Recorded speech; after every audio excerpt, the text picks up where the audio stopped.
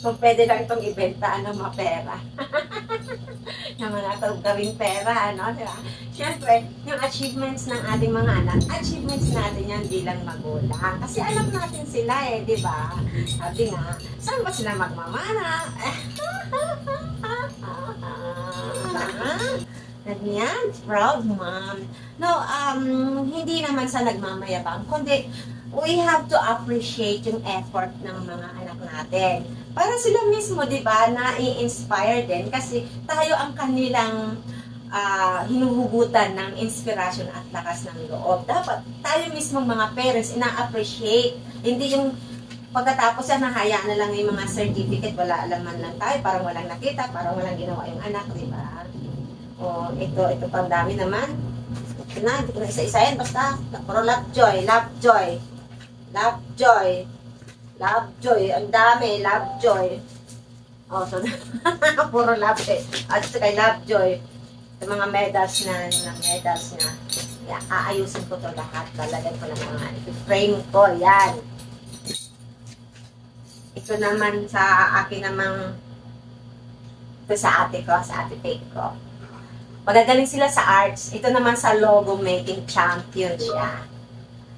Ito certificate din to Angel Faith Ibasco, another, diba? Dami nilang mga best in science din siya and best in innovation, information communication and technology. The best siya doon. Award ng ate Faith ko. Mana sa kanyang kuya Keiko na magaling sa programming. Diba? Magaling na siya mag-encode, mag-program. Andito pa. Ayan. Tapos siya sa school niya, sa klase niya, mga classmates niya, teachers niya, ayan.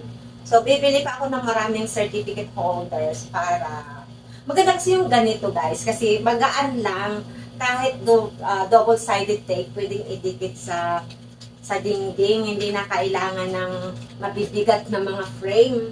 So, ganito lang, maaalagaan na natin. So, yung mga, ito dapat mailagay ko sa mga frame siya. Alagaan. Dami pa nilang mga ganito. Hindi ko na, pero from now on, kailangan diba? Kung pwede lang itong ibenta, mga pera. Yung mga gawing pera, diba? Siyempre, yung achievements ng ating mga anak, achievements natin yan bilang magulang. Kasi alam natin sila diba?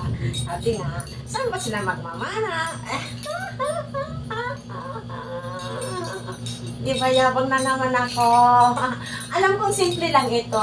Baka isipin ng iba masyado naman para ganyan lang. No, hindi ito para ganyan lang. Pinaghirapan to ng mga anak ko, pinaghirapan to ng kuya ko, para matustusan ng lahat. Pinaghirapan ko ito bilang mga anak ko sila. Kaya pinagmamalaki ko ito. Napakasimple pero sobra ang impact nito sa buhay namin. Sa mga anak ko. Ayan. Sige, maghahanap ako ng paglalagan, aayusin ko ito matagal-tagal na hindi na mauubos na, masasawa na kayo manood. Sa susunod naman, wala akong ibang ngayon pero marami tayong susunod na magagandang videos. Thank you for watching and once again, this is your Tita Maarte, Madam Daming, no other than Marisol Templo. Follow, like, and share and subscribe to my YouTube channel. Thank you for watching. Ayan, masaya lang talaga ako. Be yourself, believe in yourself, believe in God, and share love. Ganon yan. Bye-bye, love you, bye-bye.